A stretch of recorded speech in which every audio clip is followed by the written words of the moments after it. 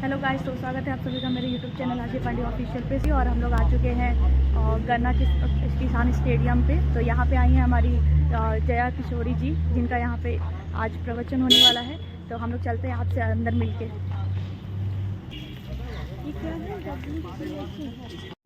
हम लोग यहाँ पे अंदर जा रहे हैं गाइस। आपको धीरे धीरे आवाज़ आ रही होगी जया किशोरी जी की। Can I have the music, please?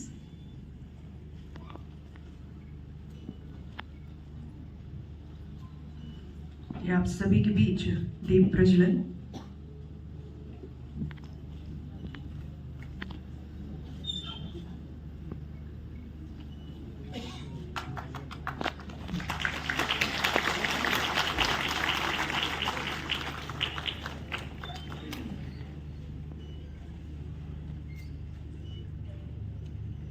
Come on everybody, तालियां बजती। लोग हैं जो कि आपको सुनते हैं।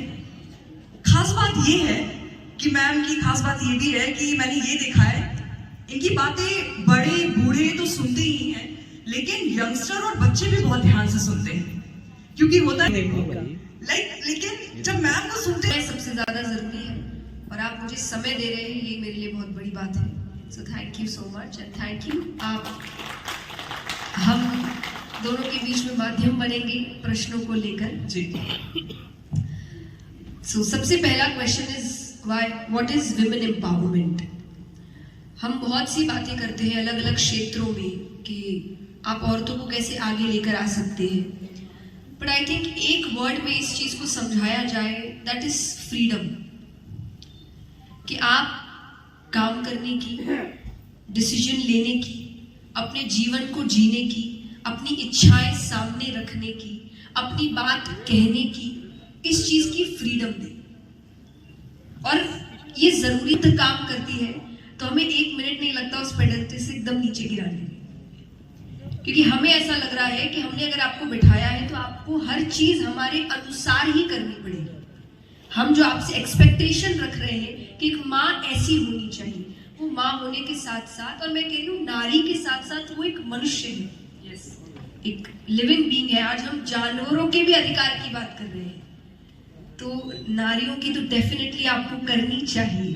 तो एक फ्रीडम है विमेन एम्पावरमेंट, और इस पर हम इसीलिए बात करते हैं क्योंकि नारियों को नहीं मिली है, आपको वो फ्रीडम नहीं मिली है, बात करने की फ्रीडम नहीं मिली है। मुझे आज पापा मुझे बताते हैं एक तरीके से जब हम किसी स्पेशली जानवर को बांध के रखते हैं ना, तो हम इंस्ट्रक्ट करते हैं कि उसको चलना कैसे है, कब कूदना है, कब खाना है। तो मनुष्य ऐसे काम नहीं करता। तो इसीलिए विमेन एम्पावरमेंट को अगर सबसे एक ही शब्द में बताया जाए, that is freedom. Freedom of choice, decision making, और मे बी जस्ट लिविंग, जीने की फ्रीडम। यस, बहुत अच्छा आंसर मैम। अक्सर मैंने ये भी देखा है कि हम बात करते हैं कि सोसाइटी बहुत बेकार है, लड़कियों को लेकर के प्रॉब्लम्स हो रही है, दिक्कतें आ रही है, सेफ नहीं फील कर रहे। और अगर वो गलती से एक्सप्रेस कर भी दे तो आप तुरंत उनको ये बोल रहे हैं कि वो लड़की है। अब मुझे ये नहीं समझ आता लड़की होना भी इंसल्ट कैसे हो जा रहा है।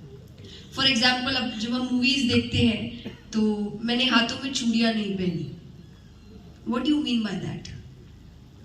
कि एक औरत, आप उस व्यक्ति को जो वीकनेस पॉइंट आउट किया जा रहा है, तो अब बताया जा रहा है कि अगर तुम वीक हो तो तुम एक लड़की हो।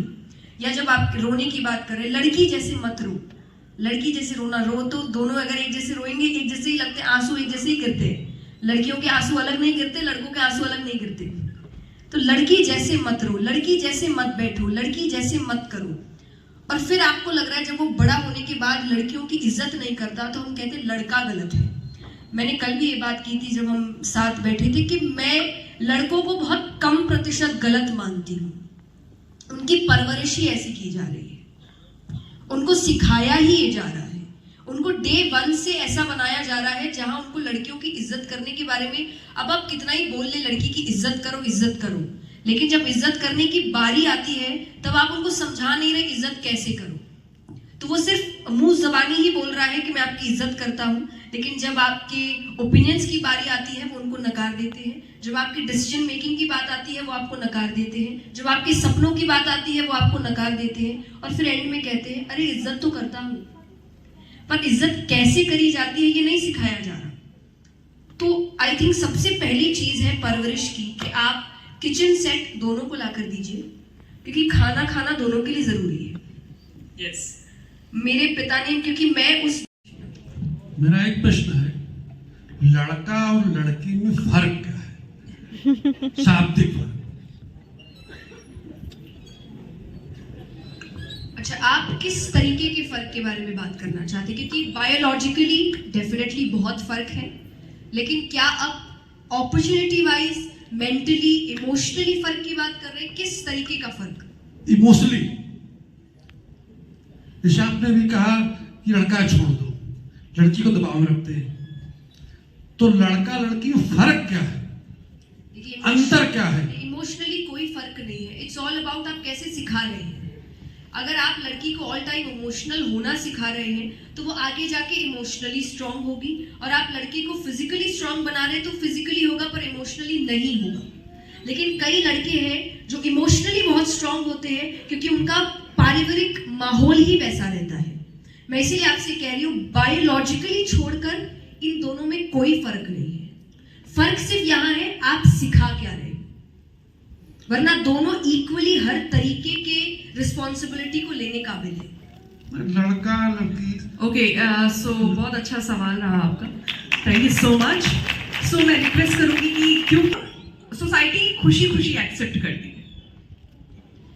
देखिए, जितनी मेरी नॉलेज है, जितना मुझे पता है, ये चीज जब शुरू हुई थी तब जो आज की रूपरेखा है वो नहीं थी। लड़कियां फाइनेंशियली इंडिपेंडेंट नहीं थी। तो तब क्या होता था, जब बेटी की शादी करते थे तो जो उसके पिता है, जो स्टार्ट में जिनकी जिम्मेदारी है वो अपनी बेटी को कुछ देते थे जो बेटी को देते थे। आप मतलब ध्यान से सुनिए, पूरे परिवार के लिए नहीं कि सास, ननद, बहू, बेटा, काका, बाबा, नाना सबके लिए नहीं दिया जा रहा है, अपनी बेटी को देते थे ताकि वो बेटी किसी पर निर्भर ना। इस थॉट से ये चीज शुरू हुई थी कि जब वो मेरा घर, क्योंकि घर में जब तक है मैंने हर चीज का ध्यान रखा है, उसको कभी किसी चीज की चिंता नहीं, और कभी भी उसको ये फील नहीं हुआ कि उसको मांगना पड़ रहा है।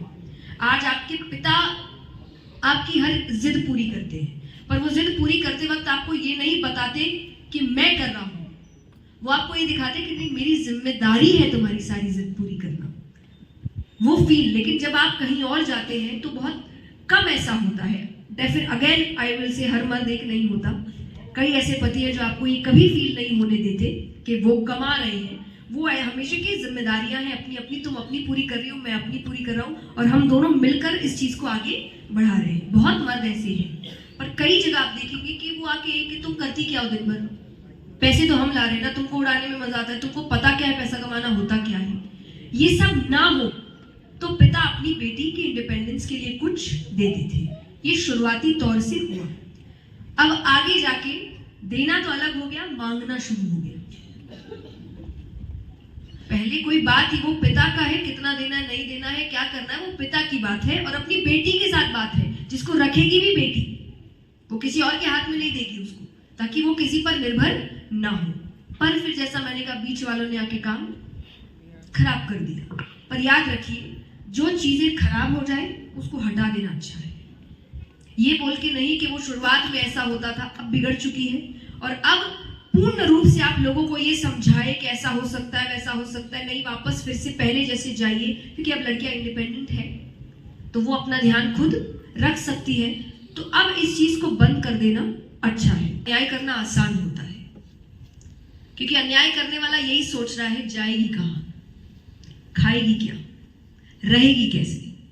लेकिन जब लड़की अपने पैरों पर खड़ी होती है तो उस पर अन्याय करने से पहले व्यक्ति 2 बार सोचता है कि मुझ पर निर्भर नहीं है, अगर गलत हुआ, अन्याय हुआ, अभी छोड़कर निकल जाएगी, तो वो 2 बार सोचता है। लेकिन जो पैरों पर खड़ी नहीं है उस पर अन्याय करना उनके लिए बहुत ईजी है। पर ये कर कौन रहा है डे वन से? पेरेंट्स। कि अगर आप उसको पढ़ा नहीं रहे, आप ये सोच रहे हैं कि मुझे शादी करनी है, शादी करनी है, शादी करनी है। कई लोग ये सोचते हैं कि शादी इतने अच्छे घर में करो कि उसको दिक्कत ही ना हो। ऐसा नहीं हो सकता। क्योंकि मेरे हर एग्जाम्पल्स स्क्रिप्चर्स से जुड़े होते हैं कि राजा जनक ने अपनी बेटी के लिए राजघराना नहीं चुना था।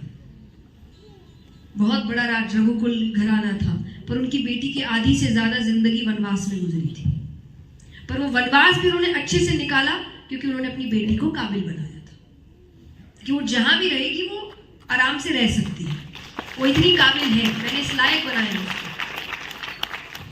तो आप बस अच्छे घर में दे रहे, वो तय नहीं करेगा कि आपकी बेटी सुखी रहेगी। आप बेटी को कितना काबिल बना रहे हैं वो तय करेगा कि बेटी कितनी सुखी रहेगी। तो इसीलिए जो आपने प्रथा की बात कही कि वो बदलना हमारे एंड पर है। जैसा मैंने कहा, लॉ है, आप लेकिन आप कंप्लेन करेंगे नहीं तो कैसे पता चलेगा उनको कि कुछ ऐसा हो रहा है। तो इसके लिए एक महात्मा जी ट्रैवल कर रहे हैं फर्स्ट क्लास कंपार्टमेंट में, और बहुत से सूटकेसेस हैं उनके साथ, बहुत सामान है, और उस कंपार्टमेंट में 2 सीट्स हैं। सामने वाला व्यक्ति अभी तक आया नहीं है। तो दूर किसी से अच्छे प्लेट्स में कैसे खा सकते हैं, इनको तो एकदम कुछ पेपर लाके तो किसी पे खाएंगे, क्योंकि यही तो सिंप्लिसिटी है कि हमें ऐसा लगता है कि नहीं ये ऐसे है तो ये तो कुछ कंफर्टेबल काम कर ही नहीं सकते, इनको हक ही नहीं है सब करने का। और जबकि मुझे लगता है कि जितना फेम हम दूसरों को देते हैं, सबसे ज्यादा फेम आपको इन्हीं को देना चाहिए। ये एक्चुअल हीरोज है, ये एक्चुअल आइडल्स है, जो आपकी लाइफ में, आपके समाज में सबसे ज्यादा अच्छाई पहुंचा रहे हैं, और उनको हम इन चीजों से दूर रखते हैं कि नहीं इनको ये कुछ नहीं मिलना चाहिए। आप हमारी जिंदगी सुधारिए, पर आपकी जिंदगी तो आप एकदम ऐसे जिए कि सुबह खा लिया तो रात का पता नहीं। तो ये एक हमारी प्रॉब्लम है। तो उनको देखकर अटपटा लग रहा है कि भाई फर्स्ट क्लास में इतना सामान है, मन में बोलने का बहुत, पर वो कुछ बोल नहीं रहा। थोड़ी देर बाद उसको लगा नहीं भाई बोल ही देते हैं। तो उसने कहा महात्मा जी एक बात कहूँ, बुरा मत मानिएगा। बोले कहो। बोले देखा जाए तो आप में और हम में कपड़ों के अलावा कोई फर्क है नहीं, सिर्फ कपड़े ही अलग है, वरना फर्स्ट क्लास में आप भी बैठे हैं, फर्स्ट क्लास में हम भी बैठे हैं, सामान आपके पास भी है, सामान मेरे पास भी है। महात्मा जी समझ गए ये क्या करने की कोशिश कर रहा है। पर ज्ञानी व्यक्तियों की आदत है, वो हर वक्त नहीं बोलते, वो सही वक्त पर बोलते हैं। जब उनकी बात का महत्व पड़े तो तब तो वो चुप बैठे हैं। एक स्टेशन पर गाड़ी रुकी तो उन्होंने कहा कि चाय पियोगे? बोले चलिए। क्या करने की कोशिश कर रहे हैं?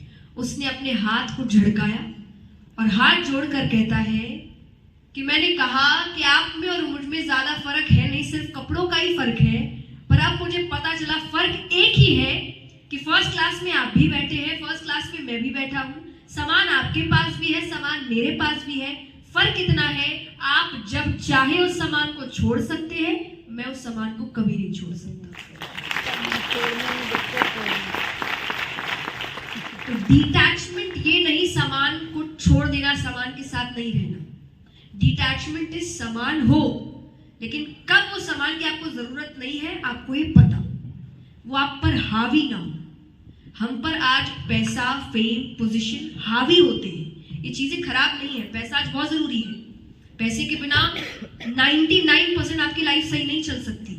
अब चाहे वो मेडिकली आप कहे, चाहे वो आप खाने के लिए कहे, रहने के लिए कहे, बच्चों को अच्छी लाइफ देने के लिए कहे, पैसे के बिना पॉसिबल। लेकिन जब वो पैसा आप पर हावी हो जाए तब वो आपकी लाइफ खराब करता है। पोजीशन अच्छी चीज है, आज आप एक बड़ा चेंज तभी ला सकते हैं जब आप एक बड़ी पोजीशन पे बैठेंगे। आज हो सकता है कि ज्ञान एक बहुत छोटे गांव में, छोटी सी कुटिया में कोई व्यक्ति बैठा होगा, उसको भी उतना ही होगा जितना मैं आज यहाँ कह रही हूँ, पर मेरी बात आप तक पहुंच पा रही है क्योंकि मैं इस जगह बैठी हूँ। तो पोजीशन भी मैटर करता है, लेकिन ये जगह जिस दिन मुझ पर हावी हो जाए कि मुझे लगे नहीं भाई हम ही सब कुछ है, हम नहीं तो किसी को कुछ समझ ही ना आए, उस दिन फिर भगवान आपको उस जगह से नीचे उतारने में भी बहुत अच्छे से काबिल है। क्योंकि मुझे ऐसा लगता है कि एक्चुअल बॉस दुनिया में वही बैठा है जो हर किसी को जगह दे रहा है, ये सोचकर कि व्यक्ति काबिल है, ये अच्छा काम कर रहा है। लेकिन उस जगह में बैठने के बाद व्यक्ति को लगता है नहीं भाई उसने नहीं बैठाया, हम हैं ऐसे, हम में ही सब कुछ है, हम ही सब कुछ कर रहे हैं। तब फिर बॉस का एक ही काम है कि जब व्यक्ति खुद को बॉस समझने लग जाए तो हटाकर दूसरे को बैठाना।